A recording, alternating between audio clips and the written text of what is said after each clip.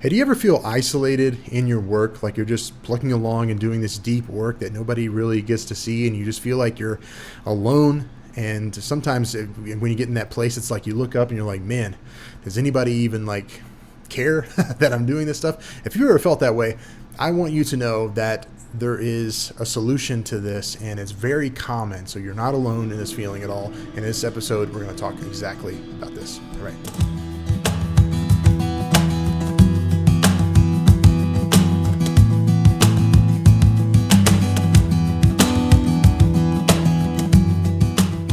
Hey guys, what's up? Thank you for being here. This is the Wake Up Get Better podcast. My name is Chris Creed. I'm going to start doing morning activations again next week, but as you can tell, I haven't stopped recording a daily video because it's fun and I'm liking it a lot. And as I said before, it's actually easier to keep going when you're in the momentum than it is to stop and restart again.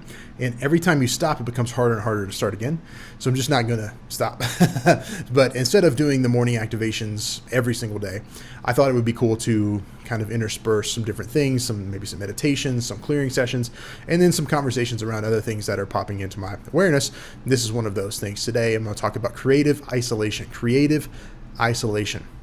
Something that I think we've all felt and dealt with in our life, in our time as people who are doing stuff and making good work.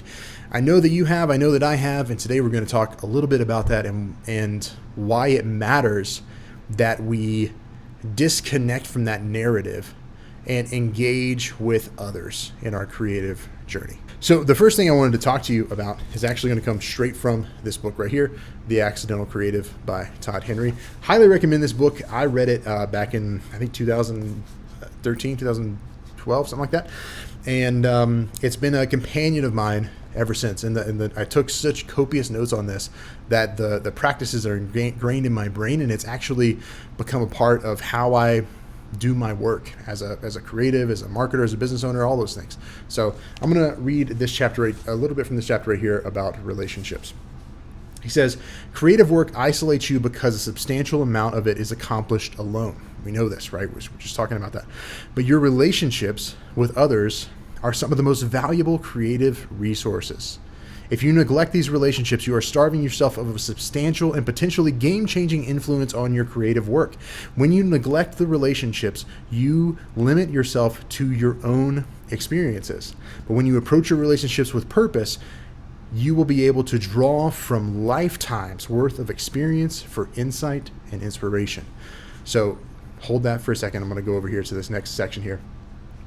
In his book, Where Good Ideas Come From, Steve Johnson states that many of the brilliant and innovative ideas throughout history have resulted from networks of creative people sharing, collaborating, and challenging one another to explore the adjacent possible. He says the trick to having good ideas is not to sit around in glorious isolation and try to think up big thoughts. The trick is to get more parts on the table.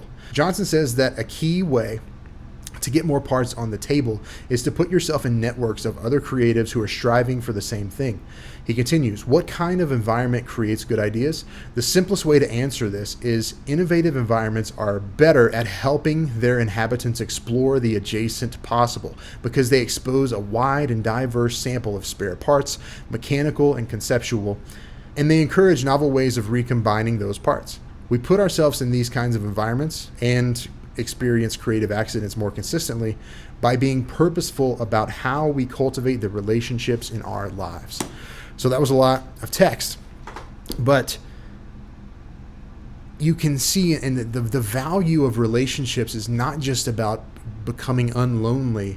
That's a part of it.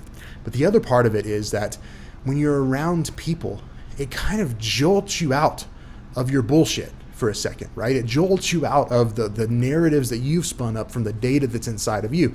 And when you have these mirrors around you that are other humans, you start to see oh, it's not all about me, right? It's like, oh, okay, well, like these people have experiences, they're having issues, but they have different ideas and they have different experiences and they can add value to me and I can add value to them because I have different experiences and they're working on this and I can think. It makes your brain light up in a very unique way. We are not meant to be alone and isolated, right? But big part of creative work does happen alone, and it happens in the dark and the damp, right? And as we're growing the roots right? And a lot of people won't even know that we've been doing that hard work until they see the fruit from the tree. But it is not supposed to be this lonely. And not only is it like detrimental, obviously, to your mental health, but it's detrimental to your work.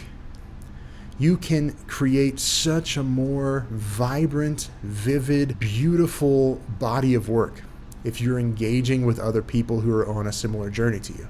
And the other thing that I wanted to talk about today is just kind of take away this myth that the creative acts and ideas and generating ideas and having inspiration and doing all this stuff and acting on it is not just coming from you.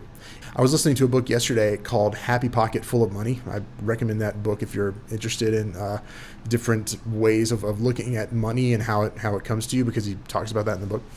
But one of the things that he was talking about in there, he just kind of said it in passing, but I wrote it down. He said something to the effect of this: that when you have an idea and decide to act on that idea, it inspires other people that are essential to your idea to start to be drawn towards you. So listen, if you had an idea to create this microphone, right? Then what he is saying, and this is what's interesting to think about and kind of mind bending, is that you had the idea for the microphone, but the people who were going to make like this part, right? That they got inspired to make this part. The people that were going to make this, the shock cage thing, that person got inspired to make that thing. And it just goes on and on. And so if you think about all of us being interconnected and able to help each other and provide insight to each other, when you have and you act on an idea, that creates this ripple effect that goes out to the people who are supposed to help you. And they start to be drawn in towards it. It's like I was saying about like when you truly clear out all this data and start acting on inspired ideas and shorten that gap between when you have the idea and when you act on it, everything starts to fold in towards you and you become more magnetic. And so being isolated, the only benefit to that is to get stuff done if you need to get stuff done. But being isolated long term for a creative or an owner or whatever it is you do is not a good idea, because we are not meant to be alone. And just like he was saying here, like it actually is detrimental to your body of work and your potential for your creative vision, because and actually I would argue also that it's also detrimental to the speed in which you could achieve it, because it advances you so much faster when you put yourself in rooms with people who think like you but also think differently than you, because they're different people with different experiences. It allows for things to move more quickly. My encouragement to you, and what I really wanted to bring to you in this video today, and I'm so glad that I found various different like mastermind groups, which is just people that I started hanging out with and learning from and being able to talk to and bring ideas to and accept challenge from. The value of that cannot be overstated. You need a group of people who you can collaborate with, who are going to challenge you, who are going to poke holes in your stuff when that's the right thing to do. The importance of that is not just from a mental health perspective. It's not just because it's not good for us to be isolated for too long. It's also because our work gets better and gets bigger when we expand it out to others and invite others in. And I know because I've experienced this for a long time. It can be really sensitive sometimes to bring stuff you're working on and excited about to other people, because you don't want them to crush it. And I promise you, if you find the right circles, if you find your people, those people are not going to crush your soul. They're not going to crush your dreams, right? They're just going to help you get further faster. All right. So I love you guys. I hope this is helpful to you. Please don't do this work alone. All right. You need other humans in your life to support you and encourage you and to give you more ideas and help you solve problems that are bigger than you, because that's the whole point of this thing. We want to be able to solve things that are bigger than us. And if we want that, then we have to be willing to let other people into the story. All right. I love you guys. Hey, if you're a creative or an owner and you would like more flow and focus in your work and your life, and you'd like to be around people, this could be a great opportunity for you to find your people and come in to the circle and share your stuff and allow us to give feedback and allow people to add to your work, then I would love for you to join my free group, Flow and Focus. You can go to chriscreed.com/flow to join for free. All right.